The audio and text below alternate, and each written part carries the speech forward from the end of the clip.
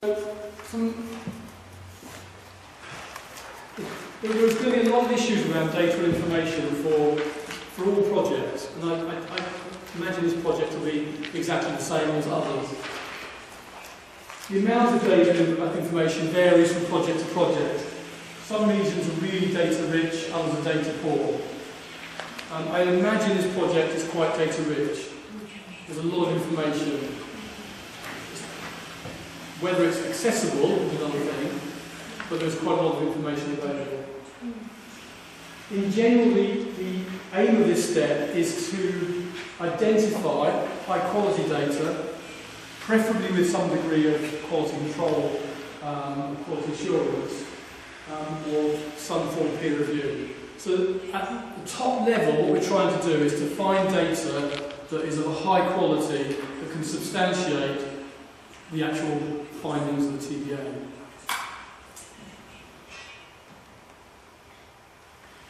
This will come, this information is likely, data and information is likely to come from multiple sources. Sometimes it's quite often difficult to access information. I don't know if that's the case here, but some data information is politically sensitive, so it becomes hard to get. Often the data isn't entirely appropriate for your needs, and this is particularly quite often around impact data. You might not have the data that you exactly require for a given impact, and so you end up looking for proxies or indicators that will not exactly answer the question, but may closely answer the question.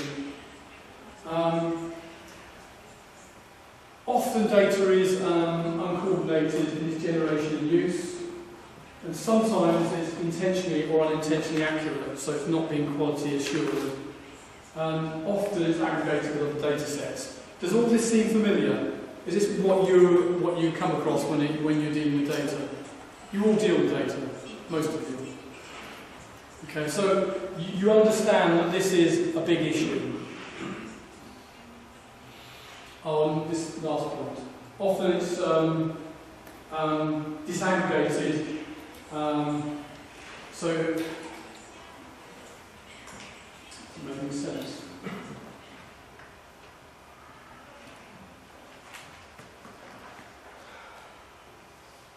Oh yes, quite often data is disaggregated, maybe regionally or nationally, and then it has to be then aggregated into a basin-wide or LME level. So you've got these issues around aggregation, disaggregation as well. So this is another real problem that most projects encounter.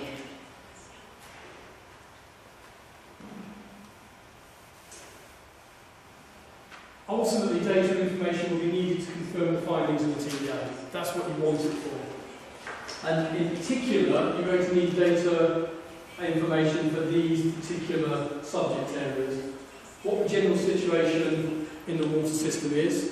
And we kind of started to touch upon that this morning when we had that small group discussion around the importance of the Humboldt current. You're going to need data information to substantiate the transboundary environmental problems that you identify. You're going to need to be able to say why they're important, why they're transboundary. You're going to need data to substantiate the impacts, both at the socio-economic and an environmental level. And you're going to need some form of data to substantiate the causal chains. And this might be data around the immediate causes, technical causes of the problem, going up to the root causes. So there's going to be data is going to be required for a whole series of different activities within the project, within the TDA development. What is meant by data representation? To be sure I understand. Data and information is going to mean different things to different people. I think what we're talking about here is there is going to be required a body of information, data, that's available from a whole range of different sources for this project. and it's for you to determine as a group what that data and information is. You know, it's going to be different for different disciplines as well. So there's going to be maybe oceanographic data, there's going to be fisheries data, there's going to be socioeconomic data to substantiate issues around fisheries, for example. There's going to be data required around changes or loss in biodiversity.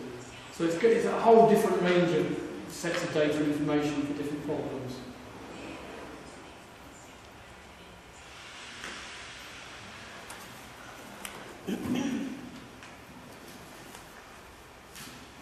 Gracias. Tengo dos consultas antes de seguir. La primera, en términos de la definición de los límites del sistema, solo como un comentario y una pregunta. Este proyecto en particular le tomó más de 10 años en que fuese firmado por ambos gobiernos. Entendería que la revisión de los límites del sistema podría generar un aumento de los riesgos de la posterior ejecución, particularmente de la operación del SAP.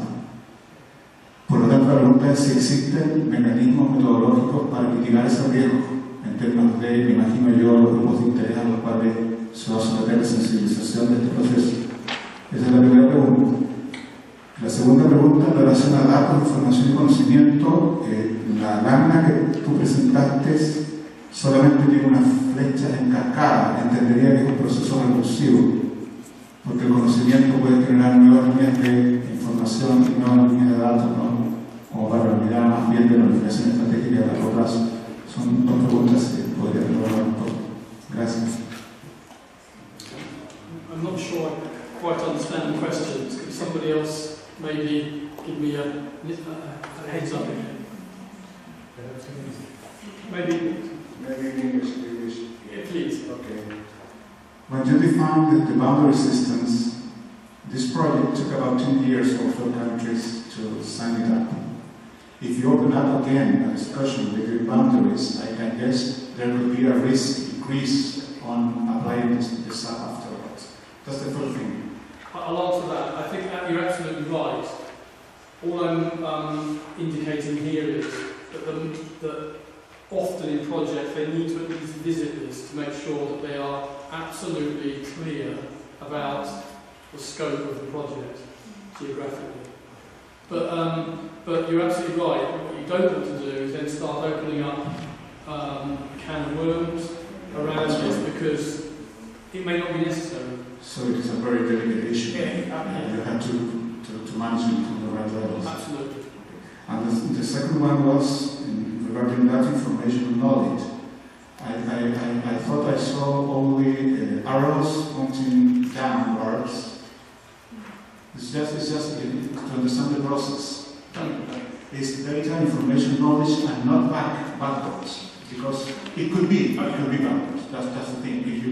If you find knowledge, you can to prove it. Then maybe you have to find new data.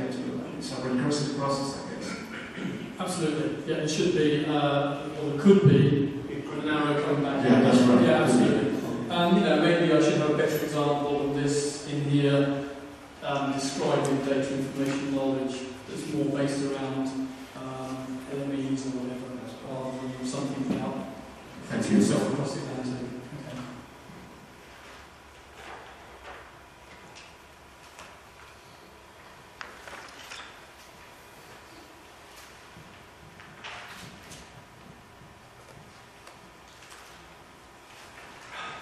Okay. The key to understanding what kind of data is required throughout the TDA development process is really to fully understand the water system. So if you are a group of experts that already understand the water system, you might not understand every part of the water system from a multidisciplinary perspective, but you all understand it from your own disciplines, and you have some understanding of it from a multidisciplinary perspective as well. So you know what the data is that's out there. You're the experts in this. You know where to go and get it. And if you don't know where to go and get it, you probably know somebody who does know where to go and get it. So that's critical. It's critical in your understanding of this. And the good starting point is to go back to the original project document. Because the original project document will already have started to pull together some of the data sources. The project management unit, through Michael, will have access to data sources as well, and also you as a group are going to have access. So in effect, you're the people that are going to have to go out there and identify which all the data sources are and information sources.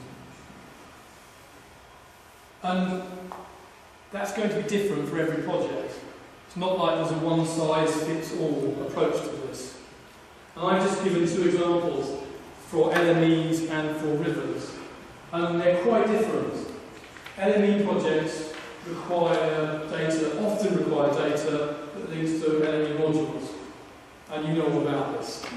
So it's going to be around pollution, ecosystem health, productivity, fisheries, socio-economic governance. And most LMEs work around the LME approach and the defined module approach. River basin projects require quite different sets of information and data, and they're going to require water resources, water quality, water quantity, biodiversity, land use, etc. And even within LMEs, you're going to be looking for possibly quite different sets of data. This LME project is much more fisheries, has a larger fisheries focus, but you're also going to have to look for probably data information around biodiversity, pollution, etc.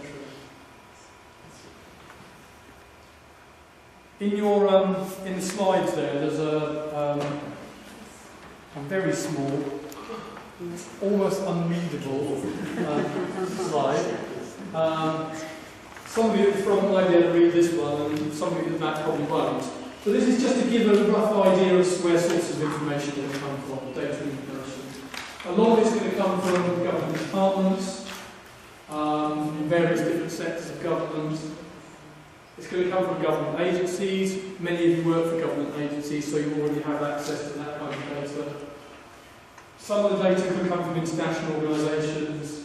I've written down there organisations like the IMO, WHO, international development organisations, DFID, USAID, for example. It's going to come from NGOs. NGOs have a lot of data, and there's going to be local, regional, national NGOs that you can access. WWF, IUCN, international level. Commercial sources. It's worth looking out there and seeing what commercial data is available, if you can get access to it. You might have to pay for it, but it might be available. It might give a different spin on a particular problem.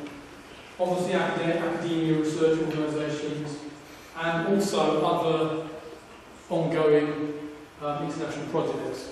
So if there are biodiversity projects going on, or other international water projects, they may have sources of data that you can use. So there are a whole range of different places you can go and find data. But the big issue is always going to be, are you going to get it? Are people going to give it to you?